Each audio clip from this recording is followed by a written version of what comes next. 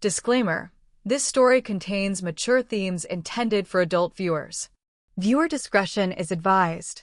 The night was quiet, but inside me, everything stirred. I sat by the open window, legs tucked beneath me, the soft breeze tugging at the edge of my sheer nightdress. The fabric clung slightly to my skin, cool where the moonlight touched it. I wasn't expecting him. But he came in anyway, no words, no noise, just the soft thud of his steps across the wooden floor. He didn't ask if he could sit beside me. He just did. And I didn't stop him.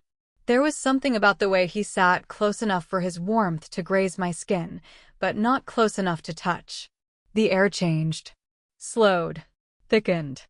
I felt him look at me, and I pretended I didn't notice. But every nerve knew.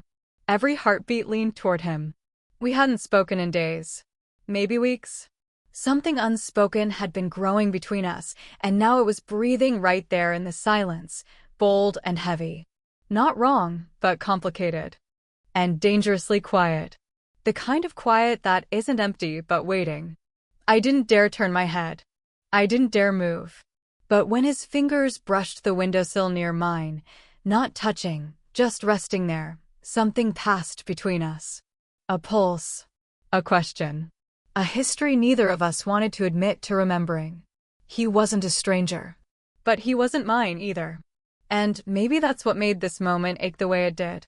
The air between us grew warmer, thicker, fuller with things we hadn't said, and probably never would. I could feel the edge of something rising between us. Not quite touch, not quite speech. Just presence. Unavoidable. Unignorable. Then he leaned slightly, just enough for his shoulder to almost meet mine. I didn't flinch. I didn't move away. And just as the first word nearly formed on my lips, the moment held its breath. He didn't say anything. He just sat there, close enough to feel, far enough to question. Outside, a car passed in the distance. Inside, the only sound was our breathing, mine a little slower, his a little deeper. He shifted, just slightly, and the cushion between us dipped, pulling us imperceptibly closer. I felt the air move where his arm hovered near mine, felt the heat of him even without touch. Still, I couldn't look at him. Maybe because I already knew what I'd see in his eyes. That same quiet war I was losing with myself. Then he finally spoke, soft, low, like he didn't want to startle the moment. "You haven't been sleeping." It wasn't a question. He'd noticed. Of course he had. I nodded, barely. "Neither have you." His smile was faint, sad. Too much on my mind. I could have said something easy, "Me too, it'll pass, go get some rest," but I didn't. Because the silence had already made us honest in ways words never had. We sat there, letting our truths breathe in the space between us. And then I turned my head finally. He was already looking at me. That look. There was nothing guarded in it. No mask. No pretending. Just all the weight of everything we hadn't dared to say out loud. His eyes flicked down for the briefest second, my lips, maybe, or my collarbone. Then back up, fast, like he regretted it. But he didn't move away. "Are we okay?" he asked, barely above a whisper. I wanted to laugh. Or cry. I didn't know which. So I just said, "I don't know." That was the truth, too. His fingers curled slightly on the edge of the seat. Mine did the same. Almost touching again. Almost. The moon shifted through the clouds, casting a new light on the side of his face, so familiar, and yet I saw him differently now.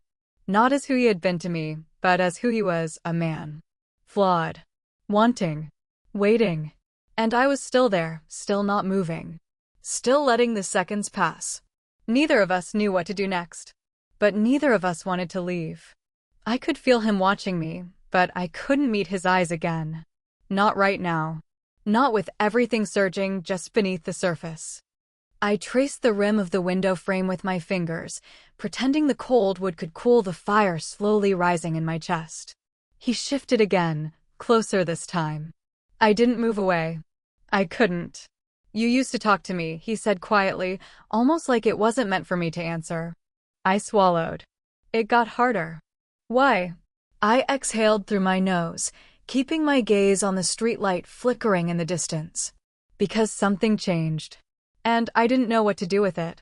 His silence was louder than anything he could have said. We both knew what had changed. It wasn't sudden. It crept in through the cracks, a glance too long, a conversation that lingered past midnight, a quiet knowing that neither of us wanted to admit. The shift had been subtle, but once it happened, we couldn't unfeel it. Couldn't unsee each other. I thought about leaving, he said, voice low, confessional. My chest tightened. Why? Because staying started to feel dangerous. That word, dangerous, pulsed in my ears like a warning and a wish at the same time. My fingers stopped moving. His hand was closer now.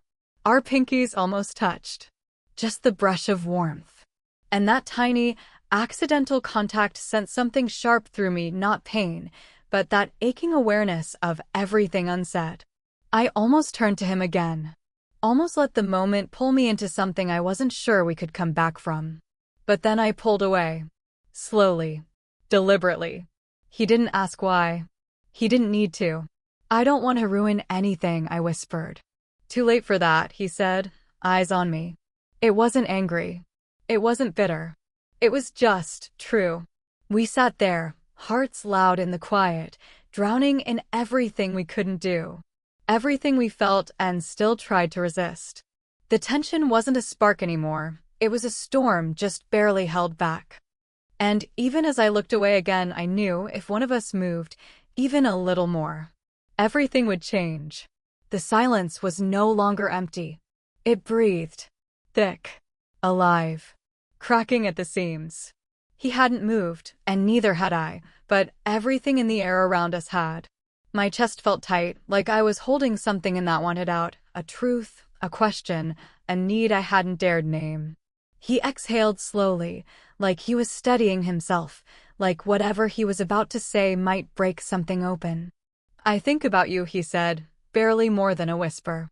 My breath caught. Not us. Not this. You. He looked down as if the words had burned coming out. More than I should. That was it. The moment cracked wide open. I didn't look at him, not yet. My eyes stayed fixed on my hands, suddenly still in my lap. But my pulse roared. In my ears. In my throat. Everywhere. I felt his gaze on me. Heavy. Honest. No more pretending. I should have told him to stop. Should have reminded myself, that this path had no map, only cliffs. But the truth was, I wasn't angry. I wasn't afraid. I was undone. So I turned to him slowly. Our eyes met, and this time, neither of us looked away. He reached up then, hesitantly, fingers hovering near a strand of my hair that had fallen across my cheek. He didn't touch me, not really. But the space between his hand and my skin felt like it was glowing. His fingers trembled slightly, and then he whispered, I know I shouldn't. But he didn't pull back. And I didn't stop him. My voice barely made it out. Then why does it feel like we already did? That broke something in him, or maybe it fixed something. His hand dropped to his lap. Our shoulders still inches apart, hearts thundering just beneath still bodies. He closed his eyes for a moment, like the weight of it all was too much. Then, softly, too soft for anything but truth, he said, because I want you in ways I don't know how to undo. And there it was. We didn't move. We didn't touch. But the air between us caught fire. The rain started just after midnight, soft at first, a hush against the window pane, like the night giving them permission. She stood by the glass, arms wrapped around herself, listening. Behind her, the room was dim and quiet, lit only by the golden spill of a floor lamp. The air was warm, but she shivered not from cold, but from the weight of everything finally rising to the surface. He moved without sound, stepping behind her, close enough for her to feel the heat of him against her back. He didn't touch her. Not yet. But his breath found her neck. And she exhaled like she'd been holding it for years. Neither spoke. Words had long stopped being enough. Everything they needed to say lived in the space between them, in the ache of restraint that had carried them this far.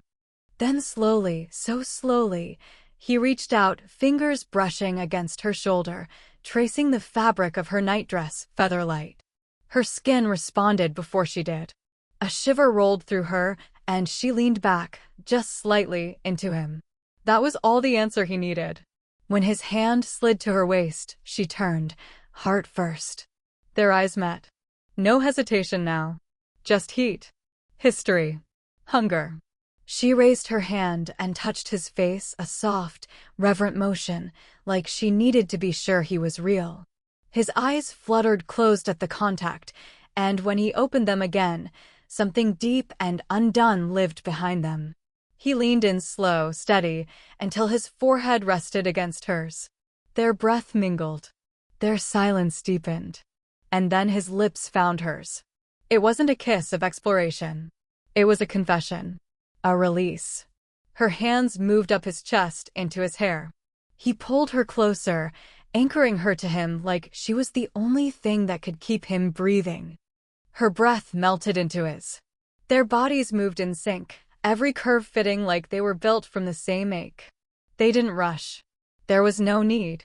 This was the moment every silence had been leading to. The storm outside grew louder, but the room only grew softer, every drop against the glass making the air between them thicker, more sacred. Their bodies spoke what their mouths couldn't. Stay. Feel this. Don't look away. When they finally fell onto the bed, tangled in whispers and fabric, it wasn't about crossing a line. It was about erasing the space that had always been waiting to disappear. And in the dark, between breaths and longing, they finally let go. Of fear. Of rules. Of waiting. And they held on to each other instead. Morning didn't knock. It crept in gently, slipping past the rain-washed windows and settling in soft gold across the bed. She woke first. Not to sound, but to the weight of silence, the kind that holds 1,000 questions. The sheets were warm, his arms still draped across her waist, his breath slow against her shoulder. It would have been easy to stay like that. Pretend nothing needed to be said. But the light was too honest. Her eyes blinked open, tracing the room that now felt different. Not ruined. Not wrong. Just changed. She shifted slightly. He stirred. For a moment, they didn't speak. The kind of quiet that follows something sacred or dangerous filled the space between their bodies. Then he spoke, voice low and raspy from sleep. You okay? She didn't answer right away. She turned to face him, brushing her hair from her face, studying him like she was seeing him for the first time, or maybe for what he really was. I don't know, she said truthfully. Neither did he. He sat up slowly, rubbing the back of his neck. I didn't mean for last night to stop, she said gently, sitting up beside him. Don't make it small.